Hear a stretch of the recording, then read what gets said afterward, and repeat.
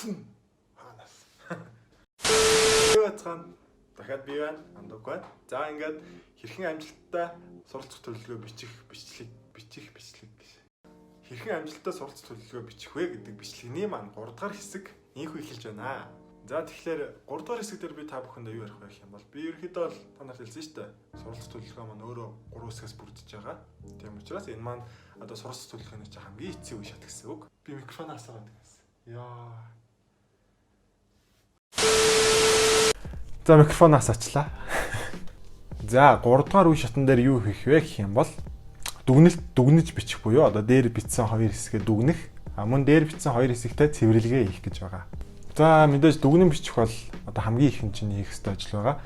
Хэрхэн дүгнэн бичих вэ гэх юм бол дахиад өөрийнхөө дээр бичсэн 2-ыг дахиад нэг уншаад үз. Унсныхаа эцэст одоо яг тухайн гол гэсэн зүйлүүдэд дүгнэлт болгож бичих ёстой байгаа шүү. За 2 дугаарт юу вэ гэх юм бол хитрхи их мэргэжлийн үг хэллэгийг ашиглахаас татгалзах хэрэгтэй. Энэ үгээр би юу гэж хэлэх гэсэн бэ гэх юм бол таны мэргэжлийн хүн биш ч байлаа гэсэн таны study plan-ыг уншаад ойлгох хэмжээнд байх хэрэгтэй. Тийм учраас бүр хитрхи их мэргэжлийн үг хэллэгийг бичээд таны мэргэжлийн бус хүн уншихад тэр study plan-ыг ойлгохооргүй байх юм бол энэ маань өөрөө маш их асуудалтай гэсэн үг. Яагаад гэх юм бол таны study plan-ыг зөвшөөрч одоо танд тэтгэлэг олох хүн бол таны мэргэжлийн хүн байхаас гадна мөн бусад багш нар байдаг гэдгийг та маш сайн санах хэрэгтэй. Тиймээс бусад таны мэргэжлийн бус хүн ч гэсэн энэхүү study plan-ыг уншаад ойлгогдох үс байх хэрэгтэй шүү.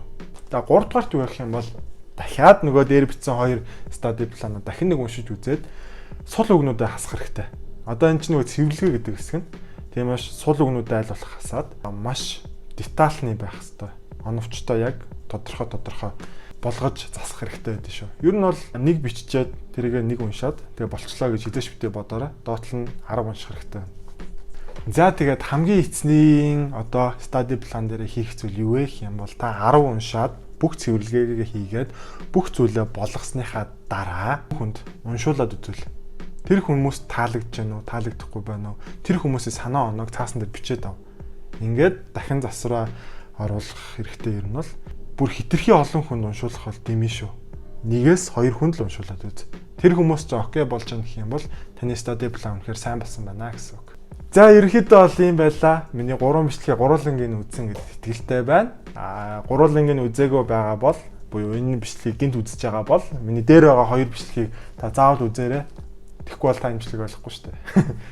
Тэгээд энэ 3 бичлэг ерөнхийдөө бол танд маш амжилттайгаар study plan бичиж өгөхөд бол туслах болно. Тэгээд танд амжилт хүсье. Тэтгэлэг халтгой. Fighting. За баярлалаа. Тийм намайг дэмжиж байгаа бол энэ ч subscribe дарчаарай. Тэгээд энэ бичлэгэн дээр бас лайк миний бусад бичлэгүүд дээрс нь лайк дарахаа мартаваа. Тэгээд миний өөр бичлэгүүдийг үзэх бол миний сувг руу орж агаад тэг үзэж болтын шүү. За баярлалаа жинхнээсээ.